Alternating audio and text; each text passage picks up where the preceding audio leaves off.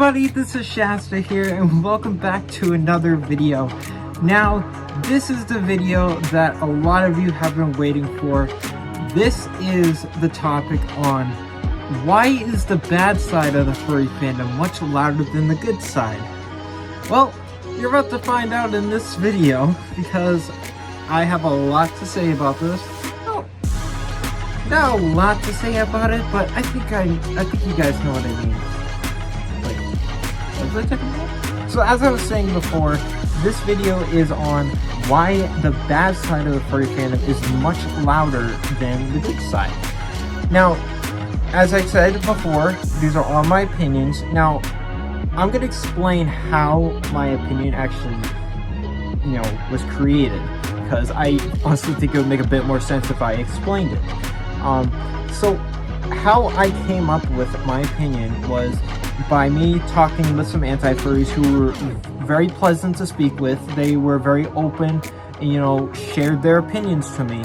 I talked with some furries on the matter, and they were very open on their opinions with me, and research on, why this could possibly be. And altogether, this has created my opinion. So, again, I hope this makes sense. So, starting off, I honestly believe the biggest reason why the furry fandom, well, the bad side of our fandom, is much louder is because of all the zoophiles and pedophiles that are slipping in our community. This is my strongest and honest belief and opinion on this, because it does seem, because I know there are a lot of people out in the world who enjoy drama. Like, I know I did at one point. I'm not gonna lie, I'm not gonna hold back from that. When I was younger, when I was a teenager, I loved getting into drama. I'm not gonna, disclose that. And, I'll be honest, sometimes I still have that in me, but I do my very best to not get into that. But as I was saying before, my strongest belief is because of the zoophiles and pedophiles coming into the furry fandom, and they're much louder. Now, I'm going to use the expression actions speak louder than words. Now, zoophiles and pedophiles, their actions are very loud because what they do is really gross and disgusting and illegal. So, of course, they're going to get more they're gonna get more attention than the good furries like myself, like where I say, oh, I hate those things. Like, I hate those people. Why are they in the fandom? Why? They should not be furries. They should not be in here. They're a disgrace to the community. They're not gonna listen to me because why? Because there are too many, things going on in the media, especially about us. Now, it's not just lies. Now, there are lies in the community. There are also people who do point out that in our community there are pedophiles and zoophiles, and like I said before, they are much louder than the good furries of the community. Like for example, Chemo. Again, I don't know if I'm saying his name right, but he just recently left the furry community. And I'm not going to disclose the reason why, but all I'm going to say is that he said it was starting to get very dramatic and toxic, which I know that is a BS lie. I know the real reason why he left, because it was getting very hot and every single furry was starting to realize who he was. But again, I'm not going to disclose the reason why he left, the reason why everybody started to really hate him. At least the good furries. I hope everybody who is subscribed to him realizes that, he is a POS and, gets away from them. But I believe that furries like that are the reason why our community is looked down upon and why the bad side of our community is so much louder. Because when people hear a furry, they don't think, oh, it's somebody who's really into anthropomorphic animals and, it's how they express their passion and love for them. No, they think, oh, so you're a zoophile. Yeah, you like to, you like to do this to animals. No. So that is honestly, like I said before, that's my honest opinion why I think the bad side is much louder than the good side. Now, another thing is, well, what is another thing? Well, I would also honestly say that the NSFW does have somewhat to do with it. Now, I know, I'm pretty sure a lot of my viewers are going to be like, why are you hating on NSFW, furry NSFW? Now, I'm going to explain this. I was going to make a separate video about this, but I feel like I should explain this. The reason why I don't like furry NSFW is because it just feels wrong. Honestly, it feels wrong.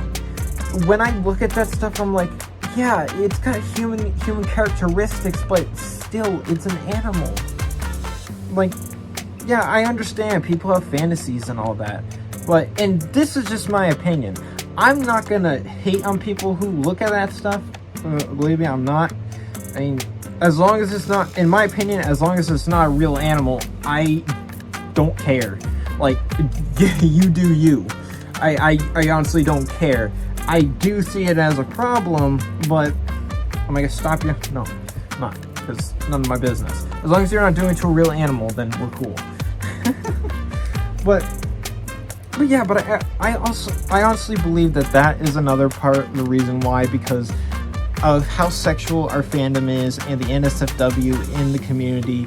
And, you know, then you put that together with the zoophiles and the pedophiles. People start, you know, putting that together and thinking these things, and then believing that we are a very bad community. When in hindsight, we're not so bad. We're not that bad. Do we have problems in our community? I will admit, yes, we do. We do have many problems that we need to fix in the community. But I'm gonna say this: what community doesn't have problems?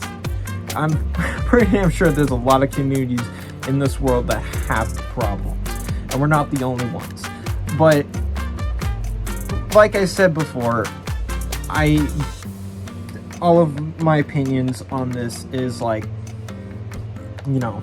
And now comes the question that I'm sure a lot of you guys are wondering, and including myself. I've been questioning myself about this for quite some time as well. And that is there anything that we can do to make the good side of the furry fandom much louder than the bad side? And I'm gonna say this: yes, there is. And why do I believe this? Because we're a community. We can, you know, show people that there are very good things about our community. Now, in order to make the good things much louder, we have to address the bad sides. Now, are the bad sides going to completely go away? No. Is it physically possible for all of them to go away completely? No. Honestly, every single community is going to have their flaws. But I believe that if we all try to work together into, you know, repairing our community, because let's face it, there are problems in our community, and I'm sure a lot of us don't want to, you know, admit it, because we just want, you know, to see the magic that's in the furry fandom. We just, you know, want people to see the good side of us, you know, and not the bad side. And, you know, some of us believe if we don't say anything about the bad side, it'll go away. Well, I'm going to say something that my mom has always said to me. You know, my stepmother, aka my aunt,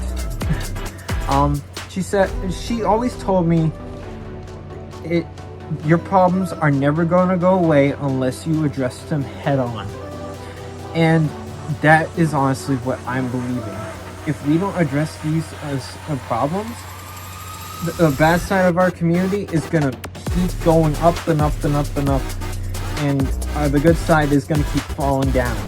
And more people are going to see more of the bad side than the good side.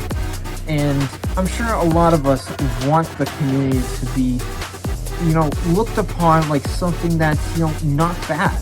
Like, I know I do. I have faith that a lot of us can help our community in, you know, repairing the broken, you know, pieces of the community that we need, you know, to get the point across. Oh god. But yeah, this has been my honest opinion about the matter.